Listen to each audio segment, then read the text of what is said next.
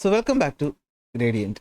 Magnetic effect of electric current എന്ന ഫിസിക്സിലെ 4ാമത്തെ ചാപ്റ്ററാണ് നമ്മൾ ഇന്നത്തെ ക്ലാസ് കൊണ്ട് റിവൈസ് ചെയ്യാൻ പോകുന്നത്.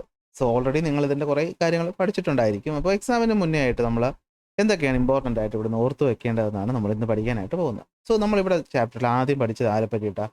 ഒരു കാന്തത്തെ പറ്റിയിട്ടാണ് അല്ലേ. അപ്പോൾ നിങ്ങൾ ചോദ്യപേപ്പറിൽ ഇതുപോലെ ഒരു പടം കാണുകയാണെങ്കിൽ ഇതൊരു കോമ്പസ് ആണെന്നുള്ള കാര്യം മറന്നുപോകണ്ട. അതിലൊന്ന് നോർത്ത് പോളാണ്, ഒന്ന് സൗത്ത് പോളാണ്. അതിന് നമ്മളൊരു പോയിന്റിൽ എന്ത് ചെയ്തേക്കാണ്, പ്രിവേർട്ട് ചെയ്ത് വെച്ചേക്കാണ്, എന്ന് വെച്ചാൽ ഇങ്ങനെ കുത്തി നിർത്തിയേക്കാണ്. ഇതിന് അങ്ങോട്ടും ഇങ്ങോട്ടും എന്ത് ചെയ്യാൻ പറ്റും? ഫ്രീ ആയിട്ട് ചലിക്കാൻ പറ്റും. ഇതാണ് ഒരു കോമ്പസ്. ബേസിക്കലി ഇതാണ് ഒരു കോമ്പസ് എന്ന് പറയുന്നത്. അതെന്താണ്? കോമ്പസ് എന്ന് പറയുന്നത് ഒരു കാന്തമാണ്. അപ്പോൾ ഒരു കാന്തം എന്തൊക്കെ ചെയ്യും? കാന്തങ്ങൾ ചെയ്യുന്ന കാര്യത്തിൽ ഒന്നാമത്തേത് മെറ്റൽ പോലെയുള്ള വസ്തുക്കളെ അട്രാക്റ്റ് ചെയ്യും. അപ്പോൾ കാന്തത്തിൻ്റെ ബേസിക് ആയിട്ടുള്ള ഒന്നാമത്തെ പോയിന്റ് എന്താണ്? മെറ്റലുകളായിട്ടുള്ള വസ്തുക്കളെ എന്ത് ചെയ്യും? അട്രാക്റ്റ് ചെയ്യും. 2, കാന്തത്തിന് എന്ത് ചെയ്യാൻ പറ്റും? മറ്റൊരു കാന്തത്തെ അട്രാക്റ്റ് ചെയ്യാനായിട്ട് പറ്റും. ഒരു കാന്തത്തിന് എത്ര പോളുണ്ട്? 2 പോളുണ്ട്. ഒരു നോർത്ത് പോളും ഉണ്ട്, ഒരു സൗത്ത് പോളും ഉണ്ട്. സെയിം പോളുകൾ തമ്മിൽ റിപ്പൽ ചെയ്യും, ഓപ്പോസിറ്റ് പോൾ തമ്മിൽ അട്രാക്ട് ചെയ്യും. അതായത് നോർത്ത് പോളും തമ്മിൽ എന്ത് ചെയ്യും? റിപ്പൽ ചെയ്യുകയാണെങ്കിൽ നോർത്ത് പോളും അതുപോലെ സൗത്ത് പോളും തമ്മിലാണെങ്കിൽ എന്ത് ചെയ്യും? അവർ പരസ്പരം അട്രാക്റ്റ് ചെയ്യും. ഇത്രയും ഓക്കെ ആണല്ലോ, അറിയാമല്ലോ. അങ്ങനെയുള്ള ഒരു കാന്തത്തിന് ചുറ്റും ഒരു കാന്തിക മണ്ഡലം അല്ലെങ്കിൽ ഒരു മാഗ്നറ്റിക് ഫീൽഡ് ഉണ്ട് അല്ലേ. ആ മാഗ്നറ്റിക് ഫീൽഡിനെ എന്താ മാഗ്നറ്റിക് ഫീൽഡ് എന്ന് വെച്ചാൽ ഒരു കാന്തത്തിന് ചുറ്റും അതിൻ്റെ ഇൻഫ്ലുവൻസ് ഫീൽ ചെയ്യുന്ന ഒരു ഏരിയ ഉണ്ട്. ആ ഏരിയയാണ് നമ്മൾ മാഗ്നറ്റിക് ഫീൽഡ് എന്ന് വിളിക്കുന്നത്. ആ മാഗ്നറ്റിക് ഫീൽഡിനെ നമുക്കൊന്ന് വിഷ്വലൈസ് ചെയ്യാൻ വേണ്ടിയിട്ട് ഇത്തരത്തിലുള്ള ലൈനുകൾ ഉപയോഗിക്കാം. ആ ലൈനിൻ്റെ പേരെന്ത്? Magnetic field line. ഇതാ കിടക്കുന്നു, മാഗ്നറ്റിക് ഫീൽഡ് ലൈൻ. അല്ലെങ്കിൽ മറ്റൊരു പേരാണ് എന്ത്? Magnetic flux line. ഇപ്പോൾ മാഗ്നറ്റിക് ഫ്ലക്സ് എന്ന് വെച്ചാൽ വേറൊന്നുമില്ല, നമ്മളൊരു ചെറിയ സ്ഥലം എടുത്തു കഴിഞ്ഞാൽ ഈ സ്ഥലത്തൂടെ ഇപ്പോൾ എത്ര ലൈന് കടന്നു പോകുന്നു, അതാണ് അവിടുത്തെ മാഗ്നറ്റിക് ഫ്ലക്സ് എന്ന് പറയുന്നത്. അപ്പോൾ ആ മാഗ്നറ്റിക് ഫ്ലക്സിനെ കാണിക്കാൻ ഉപയോഗിക്കുന്നതുകൊണ്ട് നമുക്കിൻ്റെ മാഗ്നറ്റിക് ഫീൽഡ് ലൈനെന്നോ മാഗ്നറ്റിക് ഫ്ലക്സ് ലൈനെന്നോ പറയാം. ആ ലൈൻസ് ഒന്ന് ശ്രദ്ധിച്ചു നോക്കി. നമുക്ക് നോക്കി എന്താ കാണാൻ പറ്റുന്നത്? നോർത്ത് പോളിൽ നിന്നാണ് അത് തുടങ്ങുന്നത്, ചെന്ന് അവസാനിക്കുന്നത് സൗത്ത് പോളിലാണ്. കാന്തത്തിനകത്ത് സൗത്തിൽ നിന്ന് നോർത്തിലോട്ടാണ് ഈ പറയുന്ന മാഗ്നറ്റിക് ഫീൽഡ് ആക്ട് ചെയ്യുന്നത്. കാന്തത്തിന് പുറവും അകവും നോക്കുകയാണെങ്കിൽ അകത്താണെങ്കിൽ ഒരു യൂണിഫോം ആയ ഫീൽഡാണ് നമുക്ക് കാണാനായിട്ട് സാധിക്കുന്നത് അല്ലേ. ഈക്വൽ സ്പേസ് ആണ് ലൈനുകൾക്കിടയിൽ. കാന്തത്തിന് പുറത്താണെങ്കിൽ അത് എന്തെന്ന് പറയേണ്ടി വരും? നോൺ യൂണിഫോം എന്ന് പറയേണ്ടി വരും അല്ലേ. നോൺ യൂണിഫോം ആണ്, കാരണം എല്ലായിടത്തും ഒരേ ഡിസ്റ്റൻസിലല്ല ലൈൻ പോയേക്കുന്നത്. ഇവിടെയാണെങ്കിൽ ലൈനുകൾ പരസ്പരം അടുത്താണ്, ഇവിടെ എത്തിയപ്പോൾ അത് ദൂരെയായി. ചില ലൈനുകളാണെങ്കിൽ കറക്റ്റ് കറങ്ങി വന്നിട്ടുമില്ല. അപ്പോൾ ഒരു കാന്തത്തിന് ചുറ്റുമുള്ള കാന്തിക മണ്ഡലം അല്ലെങ്കിൽ മാഗ്നറ്റിക് ഫീൽഡ് എത്ര ഉണ്ടെന്ന് കാണിക്കാൻ വേണ്ടിയിട്ട് നമ്മൾ വരയ്ക്കുന്ന ഇമാജിനറി ലൈനുകളാണ് magnetic field line. Magnetic field ലൈൻസിനെ പറ്റി ചോദിക്കാൻ ചാൻസ് ഉണ്ട്. മാഗ്നറ്റിക് ഫീൽഡ് ലൈൻ ഒരു കാന്തത്തിനകത്ത് യൂണിഫോമായും കാന്തത്തിന് പുറത്ത് നോൺ യൂണിഫോമുമാണ്. ഇനി എങ്ങനെ തന്നെ ആയാലും തുടങ്ങുന്നത് നോർത്ത് പോളിലും അവസാനിക്കുന്നത് സൗത്ത് പോളിലും ആയിരിക്കും. കാന്തത്തിനകത്താണെങ്കിൽ സൗത്തിൽ നിന്ന് നോർത്തിലോട്ടായിരിക്കും ഈ പറയുന്ന മാഗ്നറ്റിക് ഫീൽഡ് ആക്ട് ചെയ്യുന്നത്. ഇനി ഇതെപ്പോഴും ഒരു ക്ലോസ്ഡ് ലൂപ്പ് ഫോം ചെയ്യും. അതായത് ഇവിടുന്ന് തുടങ്ങിയത് കറങ്ങി തിരിച്ചെന്ത് ചെയ്യും? വരും. അപ്പോൾ ഒരു കറക്റ്റ് ഒരു ലൂപ്പ് പോലെ അല്ലെങ്കിൽ ഒരു ക്ലോസ്ഡ് ലൂപ്പ് പോലെയാണ് മാഗ്നറ്റിക് ഫീൽഡ് ആക്ട് ചെയ്യുന്നത്. മാഗ്നറ്റിക് ഫീൽഡ് ലൈൻ എത്രത്തോളം അടുത്തടുത്താണെന്നുള്ളത് അതിൻ്റെ സ്ട്രെങ്ത്തിനെ കാണിക്കും. അതായത് ഈ പറയുന്ന നോർത്ത് പോളിൻ്റെയും സൗത്ത് പോളിൻ്റെയും എൻഡിലാണ് കാന്തത്തിന് ഏറ്റവും കൂടുതൽ ശക്തി. ദൂരോട്ട് പോകുന്തോറും ശക്തി കുറഞ്ഞു വരികയും ചെയ്യും. ഇതാണൊരു കാന്തം. ഓക്കെ, അങ്ങനെയുള്ള ഒരു കാന്തത്തിന് ചുറ്റും ഉണ്ടാകുന്ന കാന്തിക മണ്ഡലം പോലെ നമുക്ക് ഒരു കറണ്ട് ക്യാരി ചെയ്യുന്ന കണ്ടക്ടറിന് ചുറ്റും മാഗ്നറ്റിക് ഫീൽഡ് ഉണ്ടാകുന്നുണ്ട്. നമ്മളത് പിന്നീടാണ് കണ്ടെത്തിയത്. ആരാ കണ്ടെത്തിയത്? ഹാൻസ് ക്രിസ്റ്റ്യൻ ഓസ്റ്റഡ് എന്ന് പറയുന്ന സയൻറ്റിസ്റ്റാണ് കണ്ടെത്തിയത്. എങ്ങനെയാണ് കണ്ടെത്തിയത്? ഇതാണ് കറണ്ട് ക്യാരിങ് കണ്ടക്ടർ, വൈദ്യുതി പ്രവഹിക്കുന്ന ചാലകം. അതിന് സൈഡിലായിട്ട് നമ്മൾ എന്ത് വെച്ചു? ഒരു കോമ്പസിനെ കൊണ്ടുവന്ന് വെച്ചു. എന്നിട്ട് കറണ്ട് ഫ്ലോ ചെയ്തപ്പോൾ എന്ത് പറ്റി? കോമ്പസിൻ്റെ നീഡിൽ ഡിഫ്ലക്റ്റ് ചെയ്തു. അതിൻ്റെ അർത്ഥം കാന്തത്തിനെ മറ്റൊരു കാന്തത്തിനെ അട്രാക്ട് ചെയ്യാൻ പറ്റുള്ളൂ. അപ്പോൾ ഇവിടെയും എന്തുണ്ടായി? ഒരു കാന്തിക മണ്ഡലം ഉണ്ടായി എന്ന് നമുക്ക് മനസ്സിലായി. ഇതിനാണ് magnetic effect of electric current എന്ന് പറയുന്നത്. A magnetic field is formed around a current carrying conductor. This magnetic field can exert a force on a magnetic needle. This is called magnetic effect of electricity. ചോദിച്ചാൽ ഉത്തരം പറയാൻ പറ്റുമല്ലോ. കണ്ടക്ടറിന് ചുറ്റും ഒരു magnetic field ഉണ്ടാകും. അതിന് മറ്റൊരു മാഗ്നറ്റിനെയോ മറ്റൊരു മെറ്റലിനെയോ അട്രാക്ട് ചെയ്യാൻ പറ്റും. സോ ഇതിന് നമ്മൾ മാഗ്നറ്റിക് ഇഫക്റ്റ് എന്ന് വിളിക്കും. കാര്യം പിടി കിട്ടി. അപ്പോൾ നമുക്ക് കോമ്പസിലാണെങ്കിൽ നമുക്കൊരു കാന്തത്തിലാണെങ്കിൽ അറിയാം നോർത്ത് പോളുണ്ട്, സൗത്ത് പോളുണ്ട്, കറങ്ങി വരുമെന്ന്. അപ്പോൾ ഈ കണ്ടക്ടറിന് ചുറ്റും ഉണ്ടാകുന്ന മാഗ്നറ്റിക് ഫീൽഡ് എങ്ങനെയാണെന്ന് അറിയണ്ടേ. അപ്പോൾ അതിനു വേണ്ടി നമ്മൾ എക്സ്പെരിമെൻറ്റ് ചെയ്യും. സോ നിങ്ങൾക്ക് ഏറ്റവും കൂടുതൽ തലവേദന ഉണ്ടാക്കുന്ന ഭാഗം എത്തിയിരിക്കുകയാണ് അല്ലേ. ഇവിടെ ഈ പറയുന്ന കോമ്പസ് എങ്ങോട്ട് ഡിഫ്ലക്റ്റ് ചെയ്യും എന്നുള്ളത് പിള്ളേർക്ക് എല്ലാവർക്കും ഭയങ്കര സംശയമാണ്. അപ്പോൾ ഞാനത് സിമ്പിളായിട്ട് ഓർക്കാൻ അല്ലെങ്കിൽ കണ്ടെത്താൻ ഒരു മാർഗം പറഞ്ഞു. സിമ്പിളൊന്നുമല്ല, ടെക്സ്റ്റ് ബുക്കുള്ള കാര്യം തന്നെ. ഞാനതെങ്ങനെ ചെയ്യേണ്ടതെന്നൊന്ന് പറഞ്ഞുതരാം. അപ്പോൾ നമുക്ക് എപ്പോഴും ചോദ്യത്തിൽ ഒരു കണ്ടക്ടർ തന്നിട്ടുണ്ടായിരിക്കും. ഇവിടെ AB ആണ് കണ്ടക്ടർ. എന്നിട്ട് അവിടെ കറണ്ട് ഫ്ലോ ചെയ്യുന്ന ദിശയും തന്നിട്ടുണ്ടാകും. പോസിറ്റീവ് നിന്ന് നെഗറ്റീവിലോട്ട് തൽക്കാലം നമുക്ക് ആലോചിച്ച് വയ്ക്കാം, അല്ലെങ്കിൽ നെഗറ്റീവ് നിന്ന് പോസിറ്റീവിലോട്ടോ ആയിക്കോട്ടെ. എന്തായാലും കണ്ടക്ടർ, ഈ പറയുന്ന കണ്ടക്ടറിലൂടെ കറണ്ട് ഫ്ലോ ചെയ്യുന്ന ദിശ തന്നിട്ടുണ്ടാവും, അല്ലെങ്കിൽ ദിശ കണ്ടുപിടിക്കാൻ നമുക്ക് ബാറ്ററി വെച്ചിട്ട് പറ്റും. അടുത്ത ജോലി അതിൻ്റെ താഴെയാണോ കോമ്പസ് ഇരിക്കുന്നത് അതോ ഇനി മുകളിലാണോ കോമ്പസ് ഇരിക്കുന്നതെന്ന് നോക്കുക എന്നുള്ളതാണ്. എന്നിട്ട് നമ്മൾ എന്താ ചെയ്യേണ്ടതെന്ന് വെച്ച് കഴിഞ്ഞാൽ, നിങ്ങൾ ആ ക്വസ്റ്റ്യൻ പേപ്പർ ഇങ്ങനെ വയ്ക്കുക. എന്നിട്ട് അവിടുന്ന് നിങ്ങളുടെ പേന എടുക്കുക. എന്നിട്ട് നോക്കുക നമ്മളെ കണ്ടക്ടറിൽ ഇവിടുന്ന് എങ്ങോട്ടാണ് കറണ്ട് ഫ്ലോ ചെയ്യുന്നത്. അപ്പോൾ എനിക്ക് ഇപ്പോൾ ഈ പറയുന്ന ഇതിൽ ഞാൻ പറയുകയാണ്, ഈ പറയുന്ന പോയിന്റിൽ നിന്ന് ഈ പറയുന്ന പോയിന്റിലോട്ട്, ഇതാണ് എ, ഇതാണ് ബി. എയിൽ നിന്ന് ബിയിലോട്ടാണ് കറണ്ട് ഫ്ലോ ചെയ്യുന്നതെന്ന് മനസ്സിലായി. അപ്പോൾ നമ്മൾ റൂൾ ഉണ്ടല്ലോ, ഏതാണ് റൈറ്റ് ഹാൻഡ് തമ്പ് റൂൾ, നിങ്ങൾ ഓൾറെഡി പഠിച്ചതാണ്. അപ്പോൾ ആ റൂൾ പറയുന്ന പോലെ നിങ്ങളുടെ തമ്പിനെ എന്ത് ചെയ്യുക, അതിന് നേരെ വയ്ക്കുക. കറണ്ട് ഫ്ലോ ചെയ്യുന്ന ദിശയിൽ തമ്പിന് നേരെ വയ്ക്കുക. നിങ്ങൾ ഒരു ക്വസ്റ്റ്യൻ പേപ്പറിൻ്റെ മുകളിൽ ഒരു പേന എടുത്ത് വെച്ചിട്ട് ഇങ്ങനെ വയ്ക്കുന്നതായിരിക്കും നല്ലത്. അപ്പോൾ അങ്ങനെ വച്ചിട്ട് നിങ്ങൾ നോക്കണം കോമ്പസ് ഇരിക്കുന്നത് താഴെയാണോ മുകളിലാണോ. താഴെയാണെങ്കിൽ നിങ്ങൾ വിരൽ ഇങ്ങനെ വയ്ക്കുക. എന്നിട്ട് കൈയുടെ തുമ്പ് ശ്രദ്ധിക്കുക. ഈ തുമ്പ് താഴേക്ക് കൊണ്ടുവരിക. ഇത് കോമ്പസിൻ്റെ നോർത്ത് പോൾ തട്ടുന്നു എന്ന് വിചാരിക്കുക. നോർത്ത് പോളിനെ തട്ടുമ്പോൾ ഇപ്പോൾ ഇങ്ങനെയാണ് തട്ടുന്നതെങ്കിൽ നോക്കി, ഇങ്ങനെയാണ് തട്ടുന്നതെങ്കിൽ കോമ്പസ് ഇങ്ങോട്ടല്ലേ ഡിഫ്ലക്റ്റ് ചെയ്യുള്ളൂ. ഇങ്ങനെയാണ് തട്ടുന്നതെങ്കിൽ കോമ്പസിന് തട്ടിക്കളയുന്നു, അങ്ങോട്ട് തട്ടി, അപ്പോൾ അങ്ങോട്ട് ഡിഫ്ലക്റ്റ് ചെയ്തു. ഈ പടം വെച്ച് ഒന്ന് നോക്കാം. എയിൽ നിന്ന് ബിയിലോട്ട്, എൻ്റെ ഇതിനനുസരിച്ച് എയിൽ നിന്ന് ബിയിലോട്ട് കോമ്പസ് ഇരിക്കുന്നത് താഴെ. എൻ്റെ കൈ എനിക്കിപ്പോൾ ഈ ഒരു രീതിക്ക് പിടിക്കാൻ പറ്റത്തുള്ളൂ, ഓക്കെ, അല്ലെങ്കിൽ എൻ്റെ കൈ ഒടിഞ്ഞു പോകും. എന്നാലും ഞാൻ ഇങ്ങോട്ട് വെച്ച് കാണിച്ചു തരാം.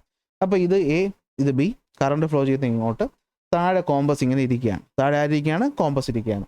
നമ്മൾ കൈ വയ്ക്കുക, എന്നിട്ട് കൈ മടക്കുമ്പോൾ കണ്ടോ എന്താ കാണുന്നത്, ഇവിടെ ഇരിക്കുന്ന കോമ്പസിന് ഇങ്ങോട്ടല്ലേ തട്ടുന്നത്. അപ്പോൾ എന്താ ഇങ്ങനെ നോക്കി, ഇങ്ങോട്ടല്ലേ തട്ടുന്നത്. അപ്പോൾ ഈ നോർത്ത് പോൾ എങ്ങോട്ട് ഡിഫ്ലക്റ്റ് ചെയ്യും, ആൻറ്റി ക്ലോക്ക് വൈസ് ഡിഫ്ലക്റ്റ്. എങ്ങോട്ട് ഡിഫ്ലക്റ്റ് ചെയ്യും, ആൻറ്റി ക്ലോക്ക് വൈസ്. ഇനി ബിയിൽ നിന്ന് എയിലോട്ടാണ് കറണ്ട് പോയിരുന്നെങ്കിൽ എന്ത് പറ്റിയേനെ, എന്ത് പറ്റിയേനെ, എന്താ വിരൽ വെച്ചേനെ, താഴെ എന്തിരിക്കുകയാണ്, കോമ്പസ് ഇരിക്കുകയാണ്. എൻ്റെ കൈ മടങ്ങുമ്പോൾ എന്ത് പറ്റും, നോർത്ത് പോളിനെ ഇങ്ങോട്ട് തട്ടും. അപ്പോൾ എന്ത് പറ്റിയേനെ, ഇത് ഇങ്ങോട്ട് പോകും. അപ്പോൾ നിങ്ങൾ ഇത്ര ആലോചിക്കുക, കണ്ടക്ടറിൽ കറണ്ട് ഫ്ലോ ചെയ്യുന്ന ദിശയിൽ തമ്പിനെ വെച്ചിട്ട് കോമ്പസ് ഇവിടെ ഇരിക്കുകയാണ്, അതിന് ഈ പറയുന്ന വിരലിൻ്റെ തുമ്പ് എങ്ങോട്ട് തട്ടിക്കളയും എന്ന് ആലോചിച്ചാൽ മതി. ഇനി മുകളിലാണ് ഇരിക്കുന്നതെന്ന് ചോദിച്ചാലും ഒരു പാടുമില്ല അല്ലേ. നോക്കിയേ, എന്താ എ ടു ബി മുകളിലാണ് ഇരിക്കുന്നതെന്ന് വിചാരിക്കുക. കറണ്ട് പോകുന്ന ഡയറക്ഷൻ ഇത്. എൻ്റെ കൈയുടെ തുമ്പ് എങ്ങോട്ടാണ് പോകുന്നത്, ഈ പറയുന്നതിന് ഇങ്ങോട്ടാണ് തട്ടിക്കളയുന്നത് അല്ലേ. ഇങ്ങോട്ടാണ് തട്ടുന്നതെന്ന് പറയുമ്പോൾ എന്തായിരിക്കും, മുകളിൽ നോക്കുമ്പോൾ ഇങ്ങോട്ടെന്ന് പറയുമ്പോൾ എന്തായിരിക്കും, ക്ലോക്ക് വൈസ് ആയിരിക്കും. തിരിച്ചാണെങ്കിലും ആൻറ്റി ക്ലോക്ക് വൈസും ആയിരിക്കും. സോ ഇങ്ങനെ കണ്ടുപിടിക്കാനായിട്ട് ഇപ്പോൾ എത്രത്തോളം നിങ്ങൾക്ക് മനസ്സിലായിട്ടോന്ന് എനിക്കറിയില്ല, എങ്കിലും ഇങ്ങനെ വെച്ചിട്ടാണ് നമ്മളത് കണ്ടുപിടിക്കുന്നത്. അത്രയും മനസ്സിലായല്ലോ. അല്ലാതെ ഇപ്പോൾ ഞാനിപ്പോൾ പറയുകയാണ് അല്ലേ, ഈ എക്സ്പെരിമെൻറ്റ് ചെയ്ത് നോക്കാതെ തന്നെ ഞാൻ പറയുകയാണ് ഇവിടെ എന്താണ്, ഈ പറയുന്ന north pole anticlockwise ദിശയിൽ ഡിഫ്ലക്റ്റ് ചെയ്തു എന്ന് പറഞ്ഞാൽ ഞാൻ ചുമ്മാ പറഞ്ഞതല്ല, ഞാൻ ഇതുപോലെ നോക്കിയിട്ടാണ് പറഞ്ഞത്. അപ്പോൾ ഇതാണ് അതിൻ്റെ റൂള്. കറണ്ട് ഫ്ലോ ചെയ്യുന്ന ദിശയിൽ എന്ത് ചെയ്യുക, ഒരു പേന നിങ്ങൾ വെച്ചിട്ട് തമ്പിനെ അങ്ങോട്ട് വെച്ചിട്ട് നമ്മുടെ ഈ വിരലുകൾ മടക്കുമ്പോൾ ആ കോമ്പസിനെ എങ്ങോട്ടാണ് തട്ടുന്നതെന്ന് നോക്കുക. ആ തട്ടുന്ന ദിശയായിരിക്കും അത് ഡിഫ്ലക്റ്റ് ചെയ്യുന്ന ദിശ. അത് ഇങ്ങോട്ട് തട്ടിക്കഴിഞ്ഞാൽ ഇപ്പോൾ ടെക്സ്റ്റ് ബുക്കിൽ എന്തായാലും പടം ഇങ്ങനെയല്ലേ വരത്തുള്ളൂ, ഒന്നുകിൽ അങ്ങോട്ട് അല്ലെങ്കിൽ ഇങ്ങോട്ട്. അപ്പോൾ അങ്ങോട്ടാണെങ്കിൽ താഴെയാണെങ്കിൽ ആൻറ്റി ക്ലോക്ക് വൈസ്, മുകളിൽ വെച്ചിരിക്കുകയാണെങ്കിൽ ക്ലോക്ക് വൈസ്. അങ്ങനെയാണ് കണ്ടുപിടിക്കേണ്ടത്. ഓക്കെ, അത്രയേ ഉള്ളൂ സംഭവം. അത് വെച്ചിട്ടാണ് നമ്മളിത് ഫുൾ എഴുതിയിരിക്കുന്നത്. ഈ പറയുന്ന രീതി വെച്ച് നിങ്ങൾക്ക് കണ്ടുപിടിക്കാനായിട്ട് പറ്റണം. പക്ഷെ ഒരു ചോദ്യം ഉറപ്പാണേ, ഇവിടുന്ന് ഒരു ചോദ്യം നിങ്ങൾക്ക് എന്തായാലും ഉറപ്പാണ്. മിക്കവാറും ടെക്സ്റ്റ് ബുക്കിൽ അതേ പടം തരത്തില്ല, മിക്കവാറും ഇത് മുകളിൽ വല്ലതും വെച്ചിട്ടുള്ളതായിരിക്കും തരുന്നത്. എന്തായാലും താഴെ മുകളിലുള്ള കേസുകളെ ചോദിക്കാറുള്ളൂ, ഇടത്തും വലത്തും ഒന്നും വയ്ക്കുന്നില്ല. ഇത് കാണുമ്പോൾ നിങ്ങൾ ഒരിക്കലും എന്ത് വിചാരിക്കരുത്, ഇടത്ത് വലത്തുമെന്നല്ല, ഒന്നുകിൽ മുകളിൽ അല്ലെങ്കിൽ താഴെ. ഇനി വേണമെങ്കിൽ കാണാതെ പഠിച്ച് വെക്കണമെങ്കിൽ ഓർത്ത് വെച്ചോ, എയിൽ നിന്ന് ബിയിലോട്ടാണെങ്കിൽ താഴെയാണെങ്കിൽ അതെന്തായിരിക്കും, ആൻറ്റി ക്ലോക്ക് വൈസ്. മുകളിലാണെങ്കിൽ അതെന്തായിരിക്കും, ക്ലോക്ക് വൈസ്. അടുത്ത് A to B, current flow ചെയ്യുന്ന ബിയിൽ നിന്ന് എയിലോട്ടാണെങ്കിൽ താഴെയാണെങ്കിൽ എന്തായിരിക്കും, ക്ലോക്ക് വൈസ്. മുകളിലാണെങ്കിൽ എന്തായിരിക്കും, ആൻറ്റി ക്ലോക്ക് വൈസ്. ഇത്രയും പഠിച്ചു വെച്ചാൽ മതി. ചോദ്യത്തിനനുസരിച്ച് നിങ്ങൾക്ക് എന്ത് ചെയ്യാം, അത് മാറ്റാം. അപ്പോൾ ഇനി ടെക്സ്റ്റ് ബുക്കിൽ ചിലപ്പോൾ എന്ത് തന്നേക്കും, ഈസ്റ്റ് വെസ്റ്റ് നോർത്ത് സൗത്ത് തന്നേക്കും. ചിലപ്പോൾ ഇത് അങ്ങോട്ടും കൊണ്ട് തിരിച്ച് തന്നേക്കും. അപ്പോൾ അതൊക്കെ നിങ്ങൾ ചോദ്യത്തിനെ ഒബ്സർവ് ചെയ്തിട്ട് വേണം എഴുതാൻ. അങ്ങനെ നമുക്ക് ദിശ എന്ത് ചെയ്തു മനസ്സിലായി. അപ്പോൾ ദിശ മുകളിലാണെങ്കിൽ ഒരു സ്ഥലത്തോട്ട്, താഴെയാണെങ്കിൽ വേറൊരു സ്ഥലത്തോട്ട്. അപ്പോൾ നമുക്കത് എന്ത് ചെയ്യണം, കണ്ടുപിടിക്കാൻ വേണ്ടിയിട്ട് നമ്മൾ എന്ത് ചെയ്തു, ഒരു കണ്ടക്ടറിന് ചുറ്റും കുറേ കോമ്പസുകൾ അടക്കി വെച്ചിട്ട് നമ്മൾ എന്ത് ചെയ്തു, കറണ്ട് പാസ് ചെയ്തു. അപ്പോൾ നമുക്ക് അവിടെ നിന്നാണ് എന്ത് കിട്ടിയത്, ഇതിന് ചുറ്റും ഉണ്ടാകുന്നത് ഒരു റൊട്ടേറ്റ് ചെയ്യുന്ന ക്ലോസ്ഡ് ലൂപ്പ് മാഗ്നറ്റിക് ഫീൽഡ് ആണെന്നുള്ളത് കിട്ടിയത് അല്ലേ. ആ ക്ലോസ്ഡ് ലൂപ്പ് ഇവിടെ നോക്കിക്കഴിഞ്ഞാൽ നമുക്ക് അറിയാൻ പറ്റും അല്ലേ, ഇങ്ങോട്ടാകുമ്പോൾ എന്തായിരിക്കും, ഇങ്ങോട്ടായിരിക്കും അല്ലേ. അപ്പോൾ ആൻറ്റി ക്ലോക്ക് വൈസ് ആയിരിക്കും മൂവ് ചെയ്യുന്നത്. അതാണ് നമ്മൾ ഈ പറയുന്ന റൂൾ വെച്ച് കണ്ടുപിടിക്കുന്നത്. റൂളിൻ്റെ പേര് റൈറ്റ് ഹാൻഡ് തമ്പ് റൂൾ. അപ്പോൾ റൈറ്റ് ഹാൻഡ് തമ്പ് റൂൾ പറയുന്നത് എന്താ, hold the current carrying conductor in your right hand such that thumb point in the direction of current then the fingers will curl in the direction of the magnetic field. അത് വെച്ചിട്ടല്ലേ നമ്മളിവിടെ കണ്ടുപിടിച്ച് എയിൽ നിന്ന് ബിയിലോട്ട് current പോകുന്നു. ആ പടം നോക്കി, ഇങ്ങനെ കൈവയ്ക്കുന്നു. ഓരോ കോമ്പസിനെയും തട്ടുന്ന എങ്ങോട്ടായിരിക്കും, ഇങ്ങോട്ട് അല്ലേ. അപ്പോൾ കോമ്പസുകളൊക്കെ പോയിന്റ് ചെയ്യുന്നത് എങ്ങനെയായിരിക്കും, ഈ കോമ്പസ് ഇങ്ങോട്ട് പോയിന്റ് ചെയ്യും അല്ലേ, ഈ കോമ്പസ് ഇങ്ങോട്ട് തന്നെ പോയിന്റ് ചെയ്യും, ഈ കോമ്പസ് ഇങ്ങോട്ട് പോയിന്റ് ചെയ്യും, ഈ കോമ്പസ് ഇങ്ങോട്ടും പോയിന്റ് ചെയ്യും. അപ്പോൾ കണ്ടോ, കറങ്ങുന്ന ക്ലോക്ക് ഓടുന്നതിന് ഓപ്പോസിറ്റ് അല്ലേ, ആൻറ്റി ക്ലോക്ക് വൈസ് ആയിരിക്കും. ഓക്കെ. അപ്പോൾ after removing the magnetic compass from the cardboard draw the direction anticlockwise ആയിരിക്കും. ഇതും അത് തന്നെ ആയിരിക്കും. സോ സെയിം ഡയറക്ഷൻ ആയിരിക്കും. അപ്പോൾ ഈ റൂളിൻ്റെ പേരാണ് right hand thumb rule. Imagine holding the conductor in your right hand such that thumb point in the direction of the current, fingers will curl around the conductor in the indicated direction of the magnetic field. അപ്പോൾ ഇതെന്താണ്, straight current carrying കണ്ടക്ടറിന് ചുറ്റുമുള്ള magnetic field കണ്ടുപിടിക്കാനുള്ള റൂളാണ് ഇവിടെ തന്നിട്ടുള്ളത്. Okay. അപ്പോൾ ഒരു straight ആയ കണ്ടക്ടറിന് ചുറ്റും ഉണ്ടാകുന്ന മാഗ്നറ്റിക് ഫീൽഡ് ഒരിക്കലും വലിയൊരു ഇൻഫ്ലുവൻസ് ഉണ്ടാക്കാൻ പറ്റത്തില്ല, കാരണം അത് ചെറിയൊരു ഫീൽഡാണ്. അപ്പോൾ ഇത് നമുക്കൊരു ഒരു ബാർ മാഗ്നറ്റിനൊക്കെ തുല്യമായിട്ട് കിട്ടണമെങ്കിൽ നമ്മളതിനെ എന്ത് ചെയ്യണം, വട്ടത്തിൽ കറക്കി ഒരു ലൂപ്പാക്കി മാറ്റണം. അങ്ങനെയുള്ളൊരു ലൂപ്പിൻ്റെ മാഗ്നറ്റിക് ഫീൽഡ് കണ്ടുപിടിക്കാൻ ഒരു പ്രയാസമില്ല, നേരത്തെ അതേ റൂള് തന്നെയാണ്. ഇവിടെ നോക്കടാ, എ എന്ന് പറയുന്ന പോയിന്റ് നോക്കിയേ. എ എന്ന് പറയുന്ന പോയിന്റിൽ കറണ്ട് ഫ്ലോ ചെയ്യുന്ന താഴെ നിന്ന് മുകളിലോട്ടും. അപ്പോൾ മാഗ്നറ്റിക് ഫീൽഡ് എങ്ങോട്ടായിരിക്കും, ആൻറ്റി ക്ലോക്ക് വൈസ് ആയിരിക്കും. ബി എന്ന് പറയുന്ന പോയിന്റിൽ മുകളിൽ നിന്ന് താഴോട്ട്. അപ്പോൾ നമ്മൾ കൈ പിടിക്കുമ്പോഴത്തേക്ക് എന്തായിരിക്കും, ക്ലോക്ക് വൈസ് ആയിരിക്കും. അപ്പോൾ ഒരു വശത്ത് ആൻറ്റി ക്ലോക്ക് വൈസ്, ഇങ്ങോട്ട്, മറുവശത്ത് ക്ലോക്ക് വൈസ്. അപ്പോൾ രണ്ടും കൂടെ ചേർന്ന് നടുക്ക് എങ്ങോട്ടായിരിക്കും ആക്ട് ചെയ്യുന്നത്, കോയിലിൻ്റെ അകത്തേക്കായിരിക്കും മാഗ്നറ്റിക് ഫീൽഡ് ആക്ട് ചെയ്യുന്നത്. ഇങ്ങനെയുള്ള പോയിന്റിൽ കോയിലിനകത്തേക്കായിരിക്കും മാഗ്നറ്റിക് ഫീൽഡ് ആക്ട് ചെയ്യുന്നത്. അപ്പോൾ കോയിൽ നമ്മൾ നോക്കിയേ, ഈ കോയിൽ നോക്കിയേ, ഇവിടെ കറണ്ട് ഫ്ലോ ചെയ്യുന്നത് എങ്ങനെയാണ്, ക്ലോക്ക് ഓടുന്ന ദിശയിൽ. അപ്പോൾ ക്ലോക്ക് വൈസിലാണ് കറണ്ട് ഫ്ലോ ചെയ്യുന്നതെങ്കിൽ മാഗ്നറ്റിക് ഫീൽഡ് അകത്തോട്ട്. ഇനി ആൻറ്റി ക്ലോക്ക് വൈസ് ദിശയിലായിരുന്നെങ്കിൽ, അതായത് നമ്മുടെ കറണ്ട് ഫ്ലോ ചെയ്യുന്നത് ഇങ്ങനെ ആൻറ്റി ക്ലോക്ക് വൈസ് ദിശയിലായിരുന്നെങ്കിൽ അകത്ത് നിന്ന് പുറത്തോട്ടായിരിക്കും മാഗ്നറ്റിക് ഫീൽഡ് ആക്ട് ചെയ്യുന്നത്. ഓക്കെ. അതാണ് ഇവിടെ പറഞ്ഞിരിക്കുന്നത്. ക്ലോക്ക് വൈസ് ആണെങ്കിൽ ഫ്ലക്സ് എന്ന് പറയുന്നത് അകത്തേക്കായിരിക്കും, ആൻറ്റി ക്ലോക്ക് വൈസിലാണെങ്കിൽ പുറത്തേക്കായിരിക്കും. ഇതെന്തിനാണെന്ന് വെച്ച് കഴിഞ്ഞാൽ സോളിനോയിഡിന് വേണ്ടിയിട്ടാണ് ഈ പറയുന്ന കാര്യങ്ങൾ പറയുന്നത്. ഇനി അങ്ങനെയുള്ള ഒരു കോയിലിന് ചുറ്റുമുള്ള മാഗ്നറ്റിക് ഫീൽഡിനെ ഇൻഫ്ലുവൻസ് ചെയ്യുന്ന ഫാക്ടേഴ്സ് ഏതൊക്കെയാണ്, രണ്ടെണ്ണം പഠിച്ചാൽ മതി. ഒന്ന് നമ്പർ ഓഫ് ടേൺസ്, ഇതാണ് നമ്പർ ഓഫ് ടേൺസ്. രണ്ട് ഇൻറ്റൻസിറ്റി ഓഫ്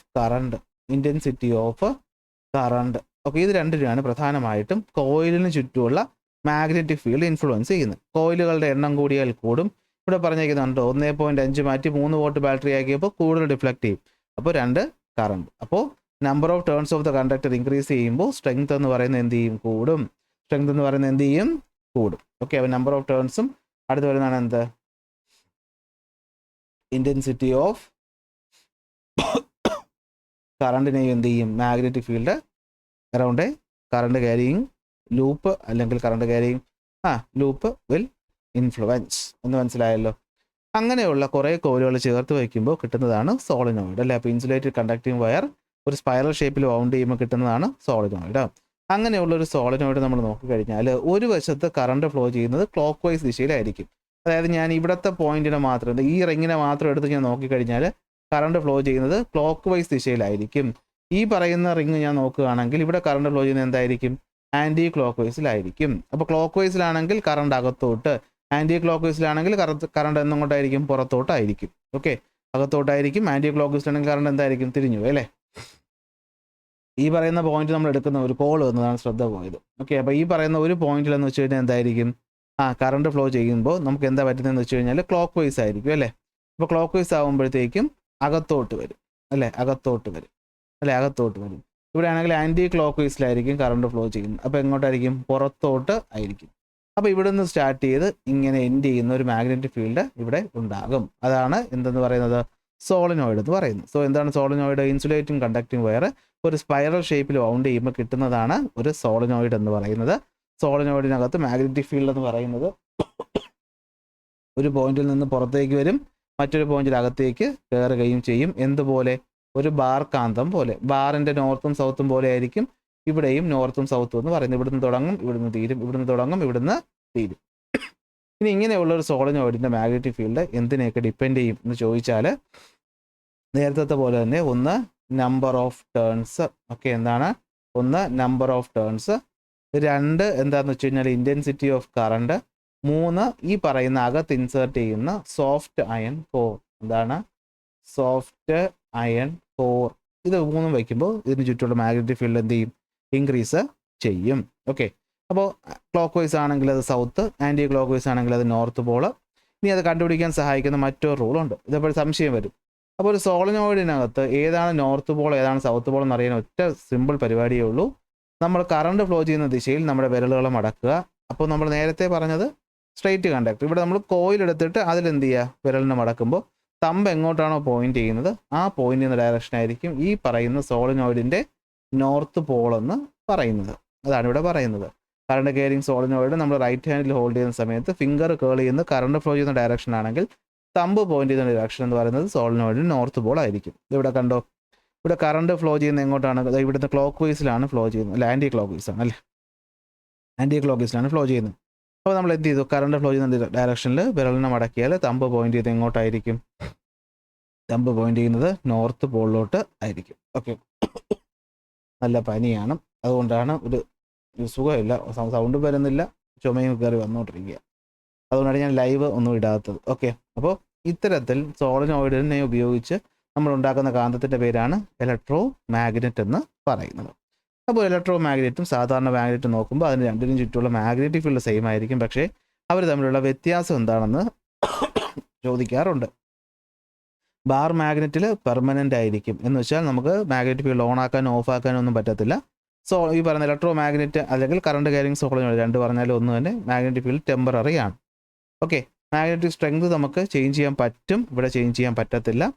പൊളാരിറ്റി ഇവിടെ ചേഞ്ച് ചെയ്യാൻ പറ്റത്തില്ല, ഇവിടെ ചേഞ്ച് ചെയ്യാൻ പറ്റും. അത്രയേ ഉള്ളൂ. കറണ്ട് വരുമ്പോൾ ഫീൽഡ് വരും, ഇല്ലാത്തപ്പോൾ ഇല്ല. ഓക്കെ, അങ്ങനെയുള്ള ഈ പറയുന്ന മാഗ്നറ്റ് നമ്മൾ ഒരുപാട് സ്ഥലങ്ങളിൽ എന്ത് ചെയ്യാറുണ്ട്? യൂസ് ചെയ്യാറുണ്ട്. Magnetic resonance imaging, MRI, crane, അതുപോലെ മോട്ടോർ. അപ്പോൾ അങ്ങനെയുള്ള മോട്ടോർ ഇതുപോലത്തെ ക്വസ്റ്റ്യൻസ് വരാൻ ചാൻസ് ഉണ്ട്. ഈ ചോദ്യം കണ്ടാൽ തന്നെ നിങ്ങൾക്ക് അറിയാമല്ലോ. ഇവിടെ എന്താ പറ്റിയിരിക്കുന്നത്? ഇവിടെ കറണ്ട് പോസിറ്റീവ് നെഗറ്റീവ് ക്ലോക്ക് വൈസിലാണ് പോകുന്നത് അല്ലേ. ക്ലോക്ക് വൈസിലാണെങ്കിൽ നമുക്കറിയാം അകത്തോട്ടാണ് ചെല്ലുന്നത്. അകത്തോട്ടാണ് ചെല്ലുന്നതെങ്കിൽ അതൊരിക്കലും നോർത്ത് പോൾ അല്ല, അത് സൗത്ത് പോൾ ആയിരിക്കും. ഇവിടെ കണ്ടോ, ഇവിടെ കറക്റ്റാണ്. കണ്ടോ, ഇതാ ഇങ്ങനെ അകത്തോട്ടാണ്, സൗത്ത് പോളാണ്. അതുകൊണ്ടാണ് ഇത് ശരിയായത്.